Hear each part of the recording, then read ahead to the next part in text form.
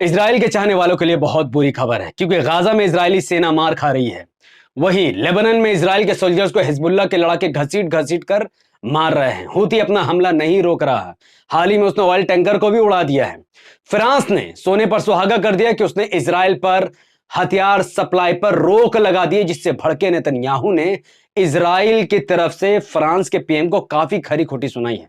और सबसे बड़ा तो सवाल यह है कि ईरान द्वारा 200 से ज्यादा मिसाइल हमले के बाद इजराइल ने अब तक ईरान पर हमला क्यों नहीं किया है? क्या उसके पीछे न्यूक्लियर मिसाइल बताया जा रहा है? पूरी वीडियो को विस्तार से समझेंगे और जानेंगे। उससे पहले अस्सलाम वालेकुम रहमतुल्लाहि व बरकात। अल्लाह के नाम से शुरू, जो बड़ा मेहरबान और निहायत रहम करने वाला है। मैं हूं मोहम्मद हफीज अंसारी और आप देख रहे हैं द पॉलिटिकल। तो ईरान ने 200 से ज्यादा बैलिस्टिक मिसाइल से इजराइल पर हमला कर दिया, लेकिन अब भी इजराइल ने ईरान पर हमला नहीं किया है।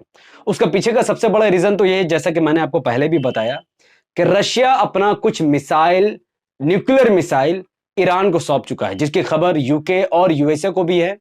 और इजराइल भी कुछ हद तक इस बात को जानता है कि ईरान के पास खुफिया तरीके से रशिया ने कुछ न्यूक्लियर मिसाइल भेज दी है। तो ईरान से सीधा पंगा लेने का मतलब है कि इजराइल दुनिया से ही साफ हो जाएगा।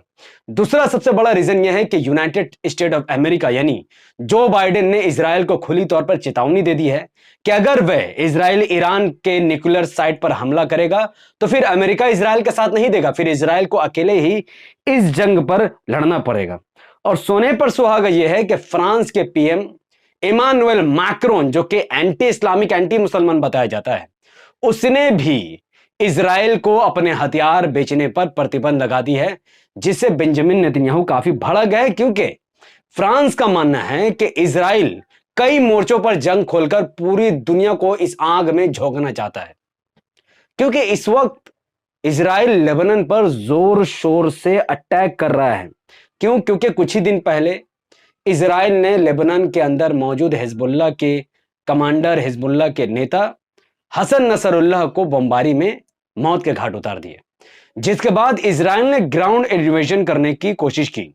और इजराइल के सैनिक जब ग्राउंड इन्वेजन कर रहे थे, उससे पहले उन्होंने अपने धार्मिक कलमाओं को दोहराया, धार्मिक पूजा एक तरीके से किया। आप सुनिए वो क्या कर रहे हैं। तो रिचुअल्स पढ़ने के बाद इजराइल के जो सोल्जर्स है वो लेबनान के बॉर्डर में घुसे, लेकिन उनको लगा कि हिजबुल्लाह के लड़ाकों को हराना आसान होगा। लेकिन जो फुटेजेस सामने आई हैं उसने पूरी दुनिया को चौंका दिया है। लेबनान के अंदर मौजूद हिजबुल्लाह के लड़ाकों ने इजराइल के पहले तो 8 सोल्जर्स को मौत के घाट उतार दिया। और ऐसा वैसा नहीं मारा है भैया, घसीट घसीट के मार रहे हैं उनको।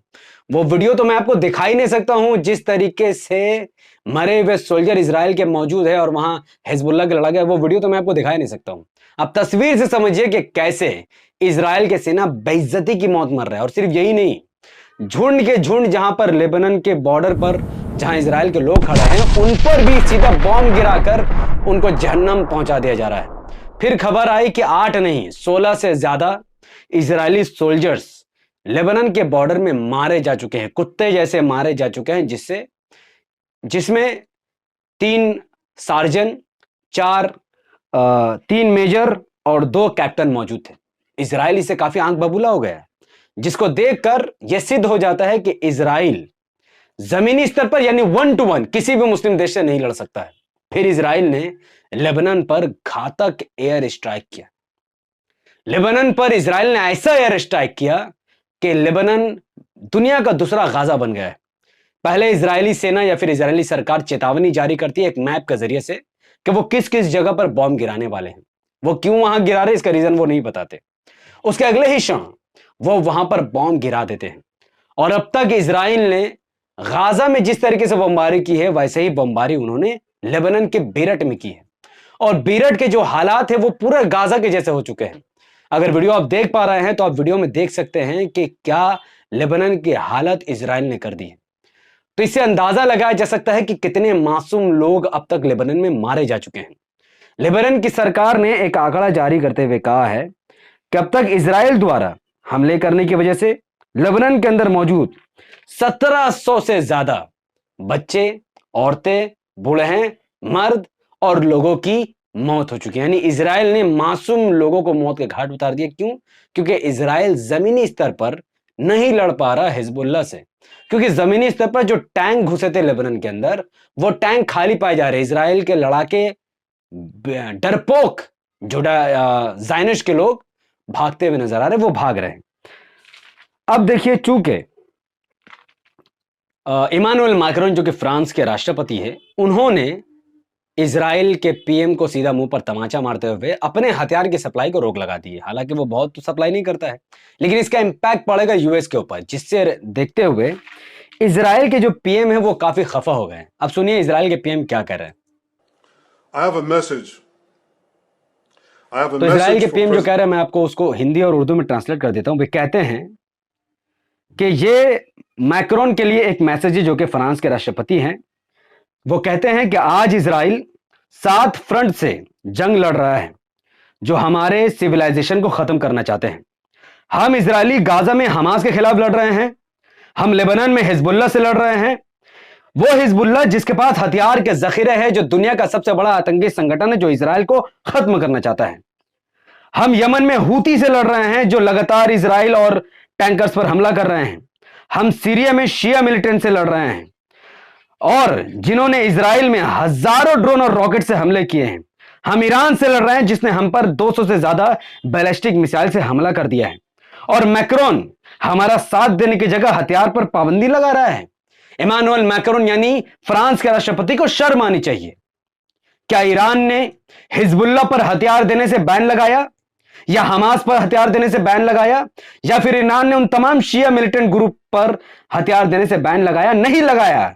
वो लोग मुत्तहिद हो रहे हैं, और तुम हम पर बैन लगा रहे हो। इजराइल अकेला इन तमाम आतंकी संगठन से लड़ रहा था, लड़ता रहेगा। हमें तुम्हारी कोई जरूरत नहीं है। इजराइल तब तक इन आतंकी संगठन से लड़ेगा जब तक वो जीत नहीं जाता और दुनिया में शांति कायम नहीं हो जाती है। तो ये बातें इजराइल के प्रेसिडेंट बेंजामिन नेतन्याहू ने कही थी।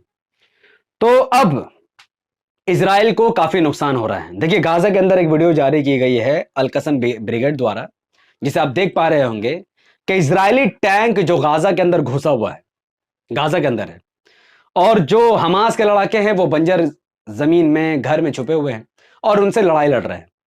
और जहां उनको मौका मिल रहा है वहां पर वो टैंक पर हमला करते थे, और टैंक के अंदर मौजूद 6-7 जितने इजरायली सोल्जर्स हैं उनको मौत के घाट उतार दिया जा रहा है। तो यहां पर ग्रैंड इन्वेजन से काफी नुकसान हो रहा है। और एक वीडियो और वायरल हुई है जहां पर हूती विद्रोहियों ने ब्रिटिश ऑयल टैंकर को निशाना बनाया है और उसको उड़ा दिया है। ये लोग इसलिए कर रहे हैं क्योंकि जो लोग इजराइल का साथ दे रहे हैं उनका सप्लाई ये खराब करना चाहते हैं, उनके देश का इकोनॉमी खराब करना चाहते हैं, ताकि वो इजराइल का साथ ही ना दे। हालांकि इसका भुगतान उनको काफी खतरनाक तरीके से करना पड़ेगा। तो मोटा मोटी खबर यह है कि इस वक्त गाजा में भी इजराइल के सोल्जर्स मारे जा रहे हैं, लेबनान में भी इजराइल के सोल्जर्स मारे जा रहे हैं, और रेड सी में मोटा मोटी हूती लड़ाके अच्छे खासे ऑयल टैंकर्स और जहाजों को निशाना बना रहे हैं। इसीलिए भड़के बेंजामिन नेतन्याहू का साथ फ्रांस भी छोड़ रहा है, अमेरिका भी छोड़ रहा है। और खबर तो यह है कि ईरान आपको पता है कि नॉर्थ कोरिया के पास न्यूक्लियर मिसाइल कैसे आया? कुछ वक्त पहले जब 2011 के आसपास नॉर्थ कोरिया में भूकंप आया था, बाद में पता चला कि उसने न्यूक्लियर मिसाइल टेस्ट किया है। और अब खबर है कि ईरान के न्यूक्लियर साइट के आसपास 8.6 तीव्रता का भूकंप आया है, जिससे यह अंदाजा लगाया जा रहा है कि ईरान न्यूक्लियर मिसाइल टेस्ट कर चुका है रशिया की मदद से। खैर, क्या कुछ होने वाला है वो तो हम नहीं जानते, लेकिन अब इजराइल धीरे धीरे फंसता जा रहा है, और जो यहूदी अपने आप को बहादुर समझते हैं वो देश छोड़कर जा रहे हैं। भारत में कुछ लोग इजराइल का समर्थन कर रहे हैं, उनको भी इजराइल ने बहुत बड़ा लॉलीपॉप थमाया है। वो क्या है मैं इंशाल्लाह नेक्स्ट वीडियो में बताऊंगा। तब तक ये वीडियो मुसलमानों के लिए डेडिकेट था, जो लोग इजराइल के खिलाफ लड़ रहे हैं, जो लोग इजराइल के खिलाफ हैं और मरते दम तक रहेंगे, जो लोग मजलूमों के साथ है, फलस्तीन मुसलमानों के साथ है।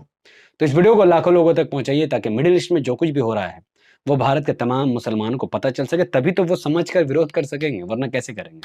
तो इस वीडियो को लाखों लोगों तक पहुंचाने के लिए इस वीडियो को लाइक कीजिए, इसके लिंक को व्हाट्सएप, फेसबुक, इंस्टाग्राम पर शेयर कीजिए, अपनी बातों को जितना हो सकता है उतना ज्यादा कमेंट पर रखिए। हमारे यूट्यूब चैनल द पॉलिटिकल को अगर आपने अब तक सब्सक्राइब नहीं किया है तो उसे सब्सक्राइब कीजिए, बेल आइकन हिट कीजिए। अगर आप सब इस वीडियो को हमारे फेसबुक चैनल द पॉलिटिकल पर देख रहे थे तो इसे लाइक और फॉलो कीजिए। कमेंट पर @फॉलोअर्स और @हाईलाइट लिखिए। जब वो कमेंट ब्लू हो जाएगा तो समझिए ये वीडियो आपके तमाम फॉलोअर तक ऑटोमेटिकली पहुंच चुका है। इस वीडियो को फेसबुक के 5 बड़े ग्रुप में शेयर कीजिए। मुझे अपने दुआ में याद रखें। बहुत बहुत शुक्रिया। अस्सलाम वालेकुम वरहमतुल्लाहि वबरकात। अल्लाह की सलामती रहमत बरकात अब तमाम भाई और बहनों पर हो। मे अल्लाह भी पीस अपॉन